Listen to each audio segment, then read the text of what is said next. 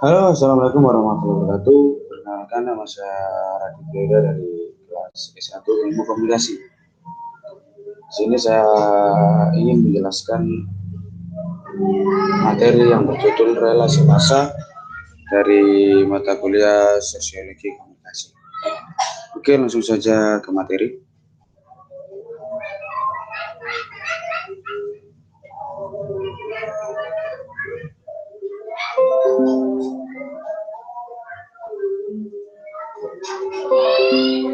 Sosiologi Komunikasi, komunikasi massa dan relasi massa melalui media massa.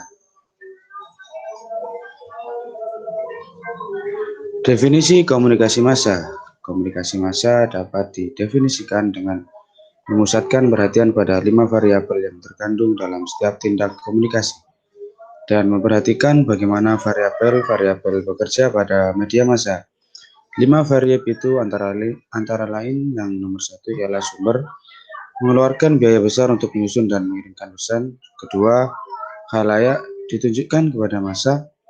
3, pesan komunikasi massa bersifat umum, maka pesan harus diketahui setiap orang. 4, proses satu arah yaitu proses mengalirnya pesan, dan proses dua arah yaitu proses seleksi. Yang kelima ialah konteks, berlangsung dalam suatu konteks sosial.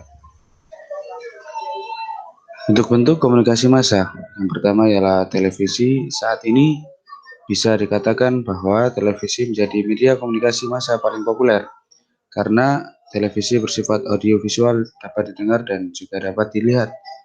Televisi dijajali hiburan, berita, dan iklan. Fungsi televisi yaitu memberikan informasi, menghibur, dan membujuk para pendengar dan penglihat. Yang kedua ialah radio, merupakan sistem komunikasi massa yang dominan sebelum munculnya televisi. Yang ketiga ialah surat kabar. Surat kabar merupakan salah satu media massa yang berperan penting dalam pendistribusian informasi kepada masyarakat. Menurut Ijri, surat kabar memiliki dua fungsi, yaitu fungsi utama dan fungsi sekunder. Yang keempat ialah film. Televisi dan film telah mengembangkan hubungan di mana yang satu membantu yang lain. Nomor 5 ialah buku. Buku bersifat menghibur dan juga mendidik. Keenam, piringan hitam, kaset, dan compact disc atau CD. Sebuah benda yang biasa digunakan oleh orang terdahulu untuk menyimpan rekaman suara agar bisa diputar kembali menggunakan alat gramofon. Selanjutnya ialah fungsi komunikasi massa ialah nomor 1 itu menghibur, yang kedua meyakinkan penglihat atau pendengar, yang ketiga menginformasikan kepada masyarakat, yang keempat menganugerahkan status, yang kelima membius, yang keenam menciptakan rasa kebersatuan, dan yang terakhir mengevaluasi fungsi media. Materi selanjutnya ialah karakteristik elemen komunikasi massa. 1. Terlembaga. Komunikator adalah organisasi, sehingga pesan bukan milik individu tapi organisasi. Dalam berkomunikasi individu-individu itu terbatasi perannya dengan sistem dalam media massa tersebut. Yang kedua ialah terencana. Komunikator melakukan proses komunikasi secara terencana, terjadwal, dan terorganisir atau tidak bersifat temporer. Ketiga, dualitas media massa. Komunikator memiliki dualitas kepentingan ekonomi dan sosial. Yang keempat ialah gatekeeper atau yang sering disebut penapis informasi atau palang pintu atau penjaga gawang, adalah orang yang sangat berperan dalam penyebaran informasi melalui media massa ini. Gatekeeper berfungsi sebagai orang yang ikut menambah atau mengurangi, menyederhanakan, mengemas agar semua informasi yang disebarkan lebih mudah dipahami. Contoh, editor film atau surat kabar atau buku, kepala pemberitaan, pengasuh rubrik, kameramen, sutradara, dan lembaga sensor film. Yang kelima ialah media. Media massa sebagai alat utama dalam menyampaikan pesan kepada khalayak sangat membutuhkan bantuan peralatan teknis, menyebarkan atau memancarkan pesan secara cepat kepada khalayak yang luas dan tersebar. Misalnya, semua media elektronik membutuhkan stasiun pemancar atau relay. Yang keenam ialah audiens.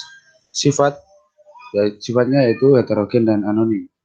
Yang ketujuh ialah feedback. Dalam media massa atau cetak elektronik, komunikasi berjalan satu arah. Kita tidak bisa langsung memberikan respon kepada komunikatornya atau media massa yang bersangkutan. Kalaupun bisa, sifatnya tertunda, misalnya mengirimkan respon atau jawaban melalui surat pembaca, contoh pesan yang disampaikan lewat media cetak. Yang selanjutnya ialah proses komunikasi massa. Menurut Effendi, 1994 membedakan proses komunikasi menjadi dua tahap, yaitu yang pertama ialah proses komunikasi secara primer, merupakan proses komunikasi di mana proses penyampaian pikiran dan atau perasaan seseorang kepada orang lain dengan menggunakan lambang atau simbol sebagai media. Simbol yang bersifat verbal maupun non-verbal yang digunakan dapat menerjemahkan pikiran dan atau perasaan komunikator kepada komunikan. Yang kedua ialah proses komunikasi secara sekunder, adalah proses penyampaian pesan oleh komunikator kepada komunikan dengan menggunakan alat atau sarana sebagai media kedua setelah memakai lambang sebagai media pertama. Media yang digunakan dapat berupa surat, telepon, bahkan yang ditujukan untuk komunikan yang bersifat masif seperti televisi atau radio.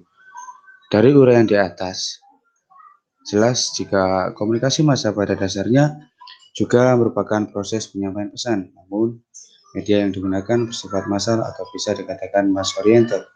Massa sendiri bisa diartikan sebagai orang banyak atau sekumpulan orang-orang atau kelompok kerumunan publik, sedang yang dimaksud media di sini adalah alat yang dapat digunakan untuk mencapai massa atau sejumlah orang yang tidak terbatas. Sekian dari saya, semoga materi ini bermanfaat. Terima kasih. Assalamualaikum warahmatullahi wabarakatuh.